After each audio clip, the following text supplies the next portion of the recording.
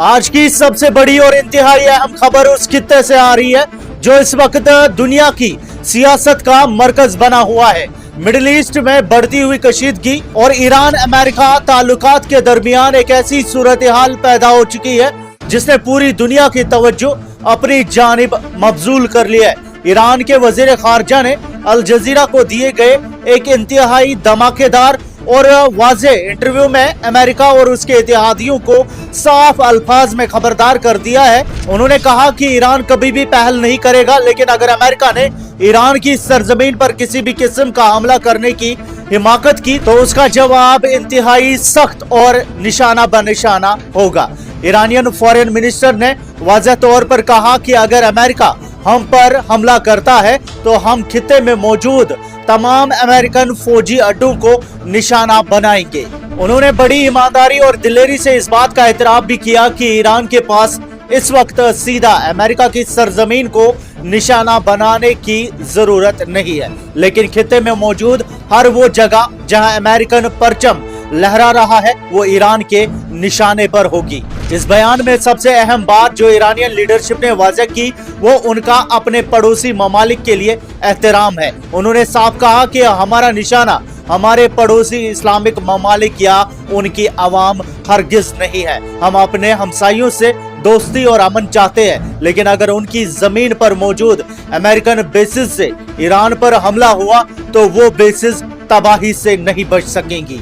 ये एक वाज़ेह फर्क है जिसे दुनिया को समझना होगा। ईरान की दुश्मनी सिर्फ उस कुव्वत से है जो उसकी आजादी और खुद मुख्तारी को ललकारती है, लेकिन दूसरी तरफ जब ईरान और अमेरिका के दरमियान मुज़ाकरात का सिलसिला आगे बढ़ रहा है तो कुछ कुव्वतें ऐसी हैं जिन्हें अमन हजम नहीं हो रहा है।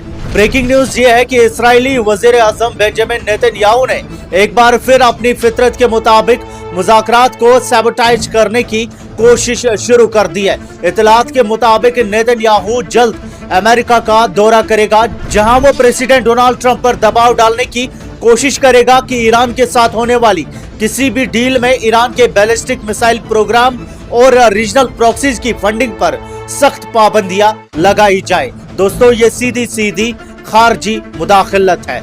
जब दो मुल्क अमन की राह निकालने की कोशिश कर रहे हैं तो इसराइल का दरमियान में आना और शर्तें रखना इस बात का सबूत है कि वो खित्ते में कभी अमन नहीं चाहता। ईरान का बैलिस्टिक मिसाइल प्रोग्राम उसका दिफाई हक है।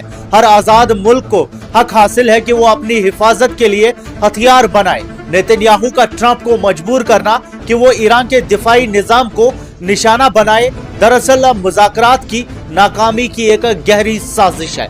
ईरान हमेशा से कहता आया है कि उसका निशाना अमन है, लेकिन वो अपनी दिफा पर कोई समझौता नहीं करेगा। नेतन्याहू का ये दौरा दरअसल उन पुरअमन कोशिशों के खिलाफ एक ऐलान जंग है जो खित्ते में सुकून ला सकती है। ईरान ने हमेशा साबित किया कि वो एक जिम्मेदार रियासत है, लेकिन इसराइल की जानिब से मुसलसल उकसाने की पॉलिसी और अमेरिकन सदर के कान भरना इस बात की निशानी है कि असली एग्रेसर कौन है। दुनिया को देखना होगा कि एक तरफ ईरान है जो सिर्फ अपने दिफा की बात कर रहा है और दूसरी तरफ नेतन्याहू है जो मुज़ाकरात की मेज को उलटने की कोशिश कर रहा है। ईरान का मौक़िफ़ बिल्कुल दुरुस्त है। दिफा हर इंसान और हर रियासत का बुनियादी हक है और किसी भी बाहरी कुव्वत को यह हक नहीं पहुंचता कि वो ईरान को उसके दिफाई हथियारों से महरूम करने का मुतालबा करे। हम इस सूरत हाल पर नजर रखे हुए हैं। ईरान की दिलेरी और उसके अपने हमसाइयों के लिए एहतराम ये साबित करता है